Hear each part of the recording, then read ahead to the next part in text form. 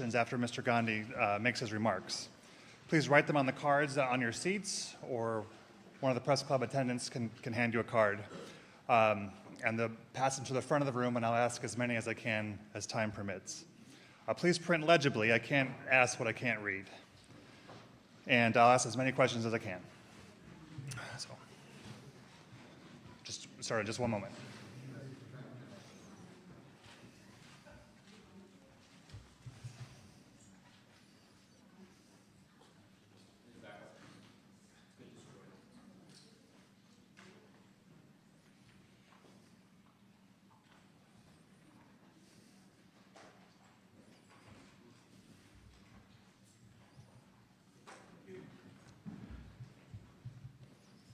Okay.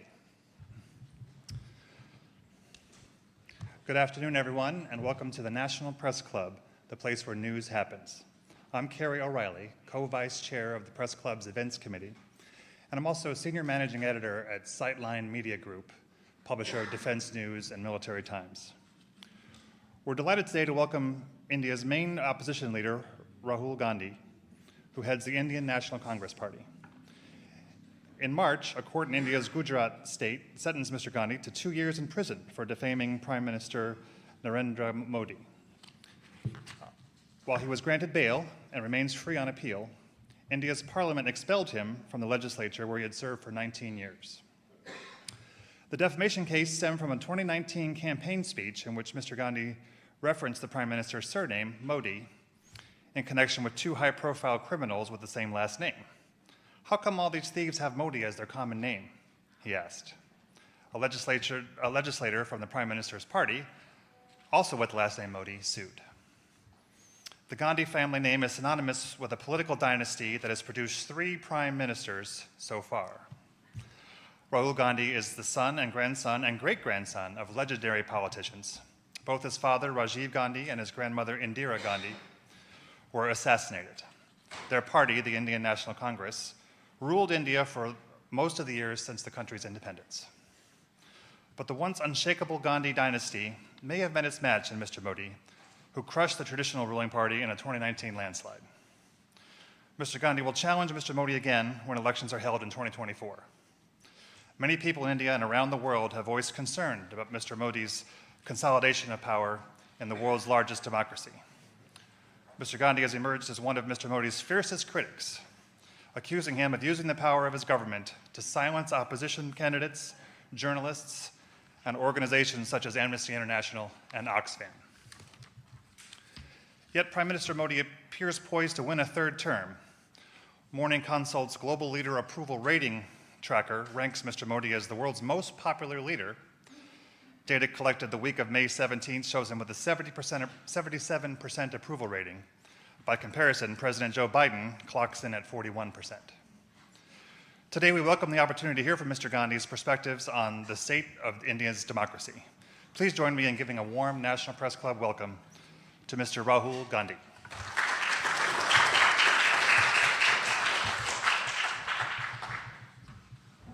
Do you want to make some remarks, or we'll just go right into questions? Yeah, we could. Thank you very much for inviting me here. Certainly. I believe my great-grandfather came here, my grandmother came here, my father came here. So it's an honor for me, and I'm looking forward to your questions. Okay. Let me just remind everyone that I'm happy to take your questions, but please write them on the cards provided and hand them before. Shouted questions will not be picked up by our microphones, and if you disturb this proceeding, we will be escorted out. So just want to make that clear. Okay, so since Mr. Modi has come to power, India's economy has improved, according to independent economic assessments. What's your take on the current government's economic policies? Have they improved the country's position? What we see on the ground is massive unemployment and dramatic increase in prices. And this is one of the reasons we won the Karnataka election, was that there was a feeling in India that there is a set of people who have a huge amount of wealth, and then there's a large mass of Indian people who are poor and struggling. huge income disparities, and unemployment. I think it's a 40-year high for unemployment.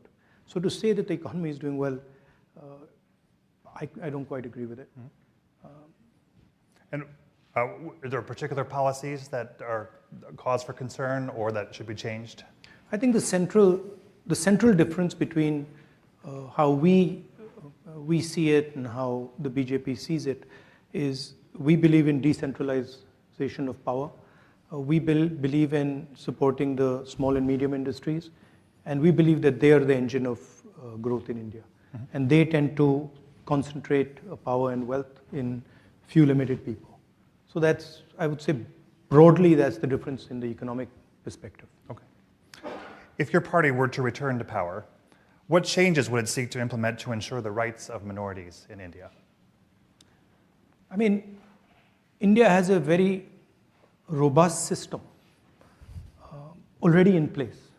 That system has been weakened, right? But it's not that that system doesn't exist. If the conversation, the democratic conversation is allowed to be fostered, then these issues will settle themselves. So the rule of law is in place. It just perhaps isn't followed. No, it's not. You have to have an independent set of institutions mm-hmm.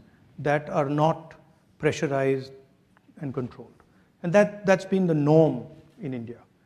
This is an aberration. Okay. What is taking place in India? So, from our perspective, the foundations of democracy in India are very strong.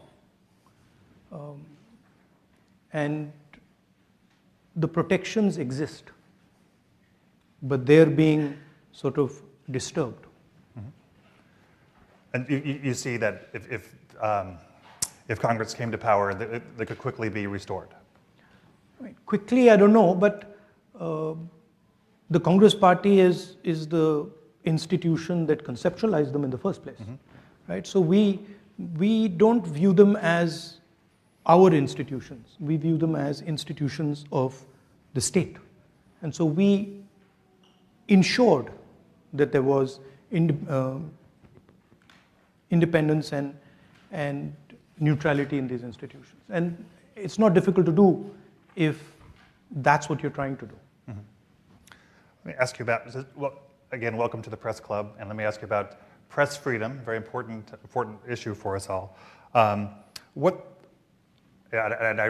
should, full disclosure, my colleague, Vivek Raghuvanshi, was arrested several weeks ago and charged with, and accused of espionage. He's an Indian citizen. And what does that, he's been working for my company for more than 30 years and as a journalist. And I wanted to ask you what that says about the state of press freedom in India when someone can be just accused of, even after, if someone with such a reputation can be accused in such a cavalier manner. No, I think the fact that there is a weakening of press freedoms, this is not hidden. I mean, everybody knows it. It's apparent in India. The rest of the world can see it. And I think press freedom is very, very critical for a democracy. I mean, one should be open to criticism, and one should listen to criticism. I mean, that's the feedback loop that builds democracies. And definitely, there is a weakening of press freedom. I mean, and it's not just press freedom; it's on multiple axes. On multiple axes, there is a clampdown on the institutional framework that allowed India to talk, that allowed the Indian people to negotiate. I view India as a negotiation between its people, between different languages, different cultures, different histories. Mm-hmm. And the architecture that Mahatma Gandhi set up was to allow that negotiation to be carried out fairly and freely. And that structure that allows the negotiation between India's people is coming under pressure. I mean, this is a question you should ask Mr. Modi. It's more apt. Okay. I don't know how you'll get As there. soon as we get him here. I don't know how you'll get there, but yeah, I think we better question directed at him. Okay. What are your concerns with regard to the use of the citizenship law to expel Muslim Indians who have lived in India for generations? How would you handle things differently? I think all Indian people, right, have a right to expression. All Indian people have a right to religious freedom. All Indian communities should feel free to express themselves. So I don't differentiate between any community, any caste. I think India, as I mentioned just now, is a conversation, and the freer and more open that conversation, the more powerful India becomes. Okay. You have said that Modi's BJP engages in the politics of hatred and violence. Can you explain what you mean by this? I mean, it's explained in the sentence, right? They sort of generate a certain amount of hatred in society. They polarize society, and they're not inclusive. They don't embrace everybody, and they divide society. That's yeah, and that's damaging in my view to India, because India has always had a tradition of conversation, of openness. All our great leaders, spiritual, political, Mahatma Gandhi, Buddha, all of them promoted harmony, promoted peace, promoted conversation. So it's in our culture, it's in our history to sort of bring people together and have these dialogues. So that's, I think it's a difference in ideology between us and the BJP. Mm-hmm. We feel India should be allowed to express itself. And we feel that political leaders should be comfortable in sort of being questioned and should learn from that questioning. Mm-hmm. So, I mean, it's just a difference in viewpoint. For such a divisive figure, Modi maintains very high levels, in fact, worldwide high levels of popularity. Why do you think that's the case? Why do so many Indians support the Modi government? I mean, there is a definite capture of the institutions of the country. There's a definite capture of the press in the country. I'm not convinced that, I don't believe everything I hear. I walked across India, walked from Kanyakumari to Kashmir, and talked directly to millions of Indian people, and they didn't seem very happy to me. And they were very clear that there were serious issues with regards to unemployment. There was massive price rise. So there was an angst in the people. Now, and look at the Karnataka election, and wait and watch the next 3 or 4 state elections. Mm-hmm. That I think is a better indicator of what's going to happen. You're here in Washington. Washington has a cozying up, if you will, to the Modi government. Do you feel like this is a mistake? Do you feel like this is not the U.S. should pursue? Who am I to advise? Policies? Who am I to advise Washington on what they want to do? Mm-hmm. I mean, it's their choice. They have to decide about these things. It's pretty clear from our perspective where we've got to go. There are certain values that we protect, and we're very serious about protecting those values. As I said, the conversation between the people of India, the idea that all Indians should have space, equal expression. These are things that for us are non-negotiable, and we fight for them, and we pay the price. Mm-hmm. What is your, I have a comment from the audience here. What is your reaction to Prime Minister Modi's statement that not an inch of land has been lost to the border with China? And can you talk about India's relationship with China and how it's changing?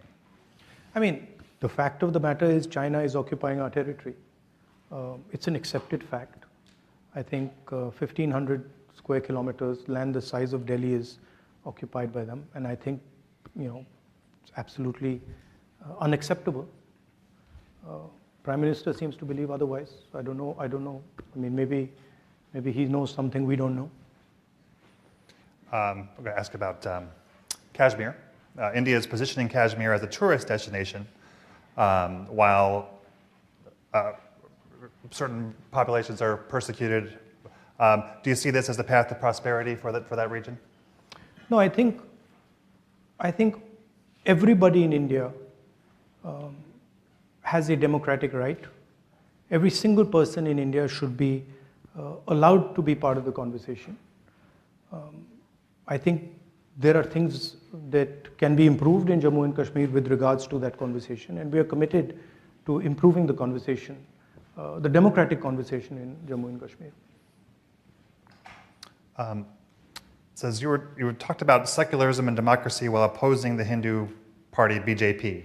However, Congress in Kerala has been in alliance with the Muslim party, Muslim League in Kerala, the state from which you were MP for more than, the state you are the MP for more than 70 years. Muslim League is a completely secular party. Right. There's nothing non-secular about the Muslim League. Questions are a little disjointed. Sorry about that. I think the person hasn't studied the Muslim League. Back to politics. How united is the opposition in India, and why isn't Congress supporting Kejriwal on the ordinance issue? Well, that's an internal discussion we are having. The opposition is pretty well united, and I think it's getting more and more united. We are having conversations with all the opposition, and I think quite a lot of good work is happening there. Okay. Yeah. It's a complicated discussion because there are spaces where we are competing also with the opposition. Mm-hmm. So it's a little bit of give and take is required, but I'm confident that will happen. Okay. So given the electoral strength of the BJP, would Congress now be willing to consider being part of a coalition government that it does not lead? Well, these are questions that need to be asked to the Congress president because he's the decision maker. I think the Congress party will do very well in the next election. Mm-hmm. I think it'll surprise people because I think there is a hidden undercurrent building, and I think will surprise people. And I'm not entirely convinced about this idea that Mr. Narendra Modi is going to win the 24 elections. I think it's not as simple as people make out. If you just do the math, a united opposition will defeat the BJP on its own, mm-hmm. without any electoral math. What can the international community, what role is there for the international community in to prevent a slide towards authoritarianism? It's our job, right? It's our business, and it's our work to fight the battle for democracy in India. Mm-hmm. And it's something that we understand, we accept, and we do. But the thing to remember is that Indian democracy is a global public good because India is large enough that a collapse in democracy in India will have an impact on the world. So that's for you to think about how much you value Indian democracy. But for us, it's an internal matter, and it's a fight that we are committed to, and we're going to win. President Biden will host Prime Minister Modi for an official state visit later this month. The White House said in a statement the visit will strengthen both countries' shared commitment to a free, open, prosperous, and secure Indo-Pacific, and deepen strategic partnerships in defense, clean energy, and space. What impact do you see the visit having? Let's see what happens. Let's see what happens in the visit.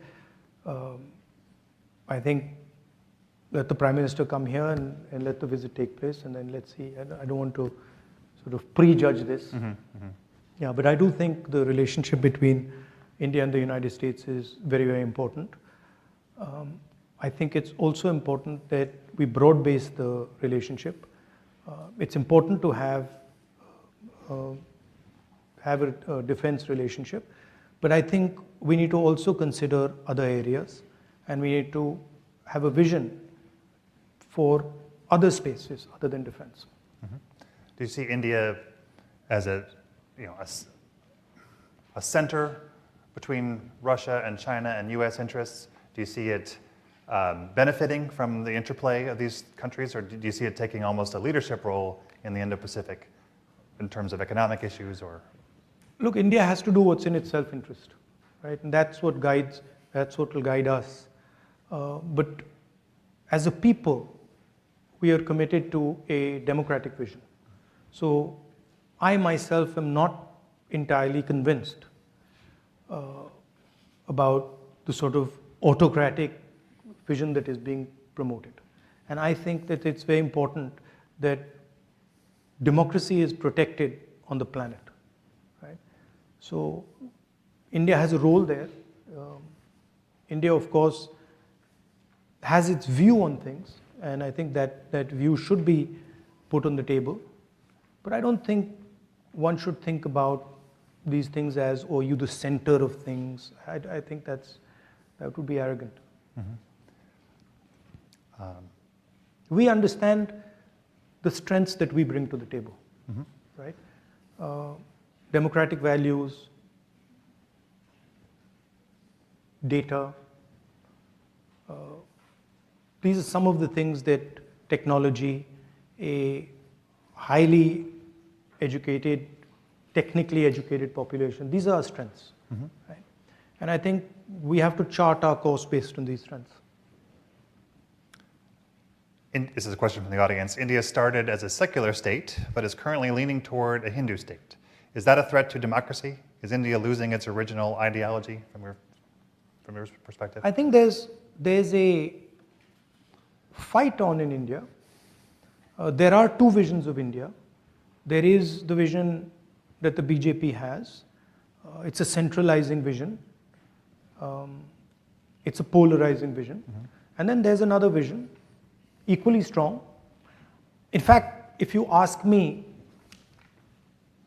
much stronger, but not expressing itself that effectively right now, which is a decentralized view, an embracing vision, a sensitive, compassionate vision. And I'm absolutely convinced that this is a transitional phase, and the true nature of India, the true democratic nature of India, compassionate nature of India will triumph. I have no doubt in my mind. And by the way, we've gone through this phase before. So it's not that it's a new thing. The Congress party faced this exact same thing in the 30s, and we decimated it. And we will do the same again. People are impatient, People are like, very impatient. BJP has been in power for 10 years. Well, okay, we were in power for 10 years before that. Why did nobody say, in UPA 2, when we had been in power for 8 years, why did nobody say, oh my God, the BJP is going to evaporate? After all, the same, we were in power for 10 years. So there is a tendency for the media to sort of exaggerate these things. There are reasons for it also. But we are committed to the democratization of India. And we are committed especially to the emancipation of the poor people of India, the lower castes, backward castes, these communities. I think I heard you say you described the media in India as somewhat captured by the powers that be. Yeah, I think you could remove the word somewhat. Somewhat. So if your party comes to power, what steps would be taken to free up that press and make it less co-opted? You don't really need to do much. You need to just stop interfering and stop pressurizing. And if you look at the UPA period, we didn't interfere, we didn't pressurize, and it worked perfectly fine. So if the leadership of the country decides that a free press is valuable, then it will fall into place. Got it. question for you on Bangladesh here. How do you view Bangladesh's situation as the country struggles for democracy, voting rights, freedom of expression, and human rights? No, Bangladesh is a friend of India, but it's for Bangladesh to decide these things. It's not my place to tell Bangladesh how they should live their life. Okay, let's see. It says, this is a question from the audience. In 9 years of BJP rule, India has become, as a 3.5 trillion rupee or dollar economy. India is one of the most, and yet India is one of the most impoverished countries. So how do you see India addressing its many problems? Given the challenges of democracy, given the challenges of the divisive rule of what's the way forward in terms of specifically addressing poverty? The 3.5 trillion, India has a particular growth rate. Mm-hmm. So that's just a natural consequence of that growth rate. The question is, how is the wealth of India distributed? Is India creating jobs? Are Indian people feeling that they can express themselves? Are they happy? Is there general tranquility in the country? Congress Party has a record for doing this. We've done it for many, many years. I think a good model is to let the people of India get to work, let them do what they're best at doing, and not to sort of, pressurize them and threaten them and do that. There's a historical record for this. After all, India did extremely well in the early 2000s. Mm-hmm. What do you see as the main drivers of... There's a cost. You see, there's also something that people don't realize is that there's a massive economic cost to this disharmony, right? To this non-conversation. That filters out, right? So saying that Indian economy is doing well, that doesn't take in the full picture. What are the other costs that you're creating? Those are not being factored in, right? We had better economic growth than the BJP, created more jobs than the BJP, and had complete harmony in the country. What do you see as the biggest drivers of the economy in the short term, in the years ahead, in the coming years? I think what the BJP's policies have done, particularly demonetization and what we consider to be a flawed GST, they have weakened the small and medium businesses in India. And we believe that the small and medium businesses are actually the backbone of economic activity in India. If you want to create jobs, if you want to have a 21st century economy, you have to empower these people and turn them from being small and medium businesses to large businesses. So in our mind, it's taking these businesses and scaling them up and having hundreds, if not thousands, of these businesses become large businesses. So that's where we fundamentally differ with the BJP. They believe that you don't need these small and medium businesses, that you can build the Indian economy with 3 or 4 huge, massive businesses. Unfortunately, having 3 or 4 massive businesses doesn't translate into jobs. It can't. So that's really at the heart of the difference between the two visions. And you can see it. So, the growth during the UPA period was much better than the growth now. And there's massive levels of unemployment in India now. And it's a real problem because our people, they need to be put into productive activity. It's a huge waste of the most valuable resource on the planet. Can India go it alone to build those medium and small businesses, or do they need more open to outside investment? No, I think the United States, I think that's when I was talking about broad basing the relationship. I was talking about that the United States and India have synergies that if they come together can be very powerful. What we are facing is a particular vision of the world, Chinese vision of the world, that offers productivity, prosperity, but under a non-democratic framework, right? That's not acceptable to us because we simply cannot thrive under a non-democratic structure. So we have to think about production and prosperity in a democratic framework. And I think that's where the bridge between India and the United States can play a very important role for us, for you, and I think also for the planet, to show the rest of the world that production, manufacturing in a democratic environment is possible and can actually be competitive with the Chinese model. And also while keeping the environment in mind, is the environment a major concern of yours going into the next election? Yes, as I said, you can't ignore costs and pretend they don't exist, right?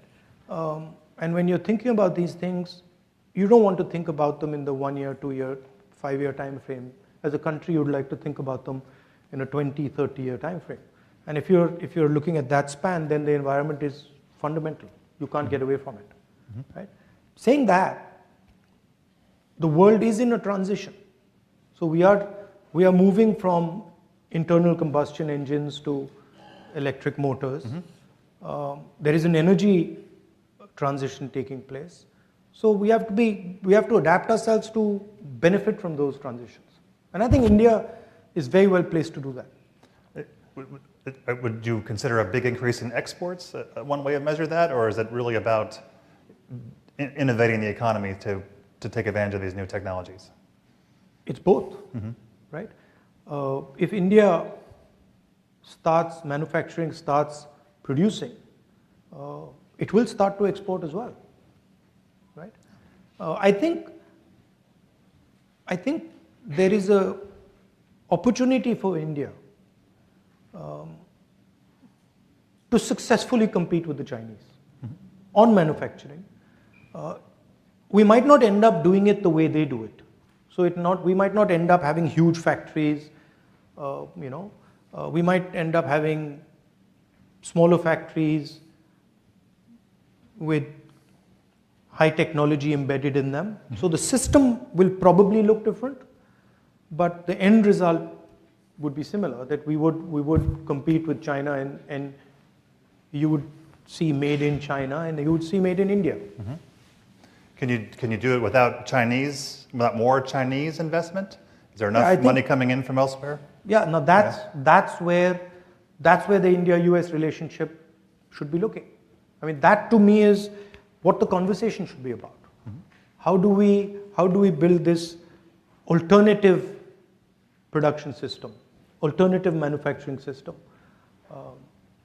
And I think there's a lot of interesting things there because of our size, because of data, because of our technological capabilities, your technological capabilities. So I think the strengthening of the bridge between the United States and India and the widening it, taking it from a 2-lane highway to a 10, 15, 20-lane highway is how I think about it. Does the U.S. Tendency to flirt with the debt ceiling and so on give you pause as far as partnering with America in the long These term? things, there are always stumbling blocks. There are always relationships like that between the United States and India. They will move very fast and they'll slow down. They'll move very fast. But as long as the progression is in the right direction and you're focusing on the right things, I think you'll end up resolving the problems. A couple more questions from the audience here. If you believe the BJP pushes hard propaganda, how do you tackle the government messaging heading into 2024? Well, we had been struggling with this for some time, and we came across this very simple idea, which was to walk from Kanyakumari to Kashmir, and it was shocking at how effective that idea was. I was just frankly blown away, because when we went directly to the people, no amount of force worked. I mean, the BJP was trying everything they could to not allow the yatra to be successful. It didn't work. So it was very interesting. I think all this propaganda doesn't work if you go close to the people. If you're far from the people, it's very easy. But once you start going close to the people and you start having conversations, you start walking on the streets, you start physically meeting people, it doesn't work. It's quite a revelation to me. And I think it sort of made me understand what Mahatma Gandhi was doing with, the Champaran movement or the Dandi March. I think, as I was saying in Stanford yesterday, in the West and in India, there is a distance between the people and the political class. And I think that's where the propaganda comes into play. If you bridge that gap, it's very difficult. But can you get your message out with the media? We got the message out with the yatra in an explosive way. I mean, fantastic. So the people of India are hearing your message? Loud and clear. Yes. And I mean, it's obvious. It's obvious to every single person in India that the yatra, the message of the yatra, India needs to stand united, India needs to work together, resonated with BJP people. Some days back I was somewhere and I had one of the spokesmen of the BJP who just bumped into me, and she said that this was a very powerful thing that you did. All right. Why should religious minorities see your party as an alternative to the BJP's politics? Because it's not just religious minorities, it's everybody. Because we give space to all ideas in India, all communities, all religions. Our party is, and the design of our party and our original designer, Mahatma Gandhi, designed the party to be based on truth and non-violence, compassion, affection. So it's a completely different philosophical architecture than the BJP. Yeah.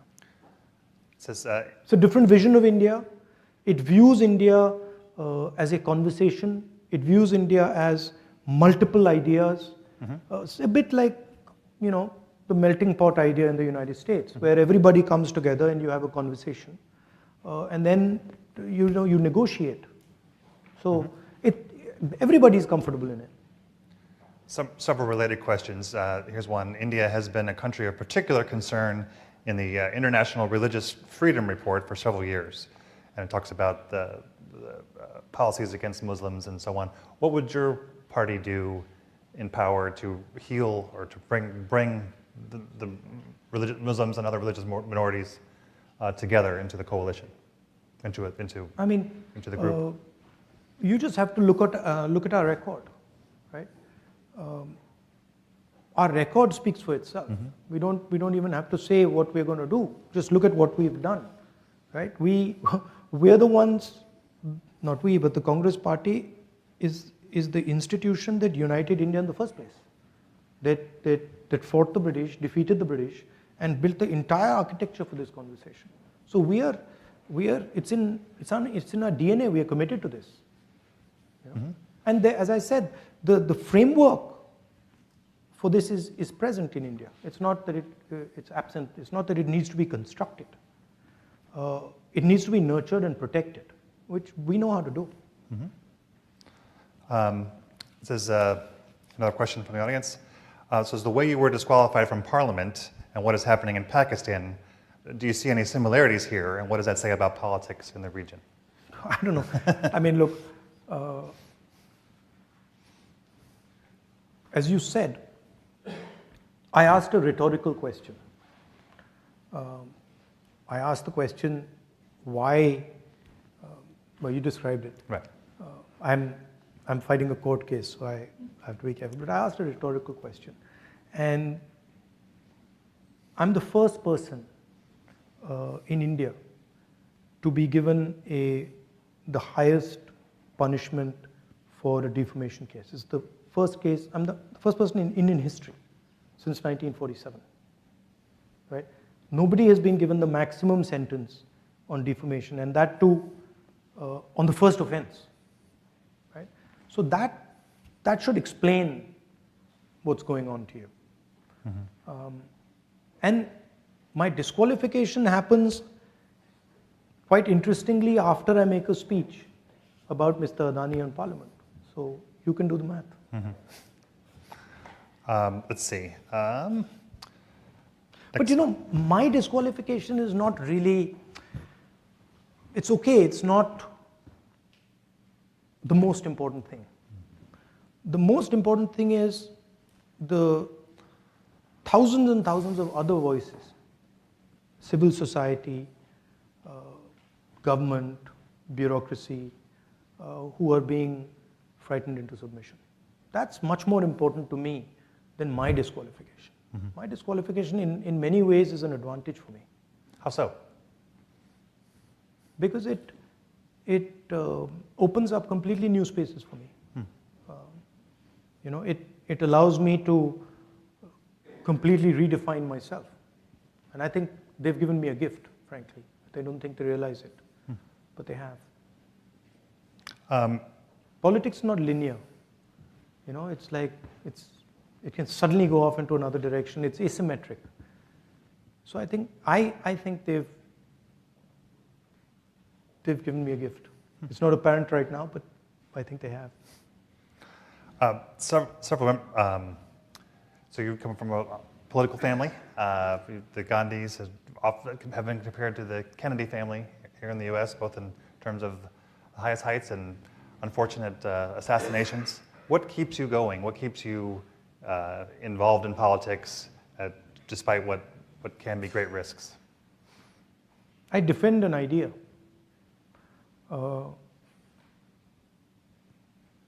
I love the people of my country. In particular, the people who are struggling. I have a bias towards them. And I completely empathize with their struggle. It disturbs me when I see the pain in India. And I have no choice, because that creates a response, emotional response in me that I can't fight. So it's just natural. And also, I've grown up with a sort of narrative about my country, Gandhian narrative of what the country is, what it should look like, what is important. So that's what drives me. I'm not concerned really about, you know, threats of violence and assassination and stuff. I mean, everybody's got to die, you know. So, I mean, that's what I learned from my grandmother and my father. So, you don't back down because of something like that. Here's a question that just in. India's relationship with Russia has been controversial since the war in Ukraine began. How would Congress administration handle this relationship or the situation in Ukraine differently?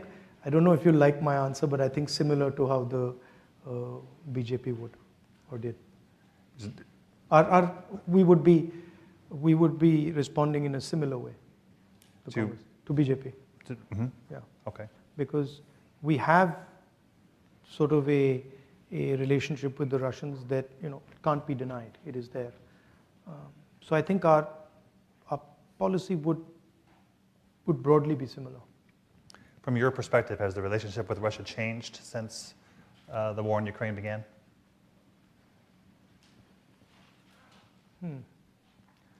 I think in some ways it might have. Yeah, I think it might have changed in some ways. But there is a old historic relationship with the Russians, and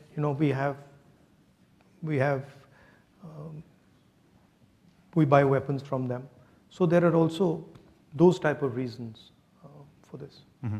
Yeah, but I don't think a Congress government would be dramatically different than what the BJP is doing right now in terms of Russia. Got time for a couple more questions. Let's see. You've asked a lot, huh? Oh, yeah. You got through a lot. Stack. There's a lot of interest here in you, sir. You've compared. So I'm going to butcher these names. Please forgive me. You have compared with Guru Nanak Udasis driving your speech in San Francisco, while the SGPC has raised questions on your statement. What would you say to your? Do you know what this is referring to? I'm sorry. I promised you I'd ask. So. No, I don't know. What is Udasis? As you compared with Guru Nanak's Bharat Jodo Yatra and SGPC raised questions. Okay. So. Sorry. Thank you. I'll explain it. So I said that the tradition of a yatra or a walk is a very deep tradition in India, and I said that many great people have used this instrument of a walk. Mahatma Gandhi has used it. Guru Nanak has used it, and as an instrument of conversation and as an instrument of understanding. So I think they're saying that I shouldn't compare the Bharat Jodo Yatra to walks that Guru Nanak and Mahatma Gandhi took, but I wasn't doing that. I clearly said that, look, I draw inspiration from these great leaders and what they did, and there's no question of comparing this walk to their walk, but I think they've misunderstood it. I see. Yeah. What is your message to the Indian people as to why they should support Congress in the next election? Is it about economic achievement? Is it about tolerance? I said in my yatra, I'd say it in Hindi, nafrat ke bazaar mein mohabbat ki dukaan kholo. Do you speak Hindi? I wish I did. So nafrat ke bazaar mein mohabbat ki dukaan kholo. In a market of hatred, open a little shop of love and affection. So I believe that India needs to be in harmony. And I believe that India needs to be able to express itself to truly succeed. Right? If you, I don't know of one case where somebody who's angry or somebody who's full of hatred has had an expansive imagination. And India needs an expansive imagination. India needs to dream big.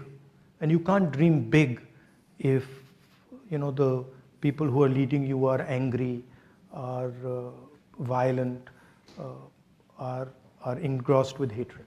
So I feel India has a great opportunity, huge opportunity, which can transform the lives of millions and millions of Indians. But in order to do that, it needs to imagine a new India in a big, dynamic manner. And I think in order to do that, India needs to be in harmony. India needs to start talking to itself. India needs to respect itself. So that would be one element of it. Hatred doesn't work. You know that. Your country knows that better than anybody else. Hatred has never worked. Might work for 6 months, 1 year, and then it collapses on itself. Affection, love always work. They have. I mean, that's what we've been told by the great leaders. All right. Well, I want to thank you for joining us today at the club, and Thank you for answering so many questions. Are you inviting the Prime Minister? Absolutely, we'll invite for his turn. I look forward to hearing it. I also wanted to thank Bill McCarran, Cecily Scott Martin, and Poonam Sharma for their role in bringing this together. And in the perhaps your members of your family have received this in the past, but as a thank you, this is our Press Club mug, highly coveted. Perhaps That's nice. It can go on the mantle. You know, I was actually looking for a coffee mug. Okay. Excellent. Thank you. Well, thank you very much. Thank you.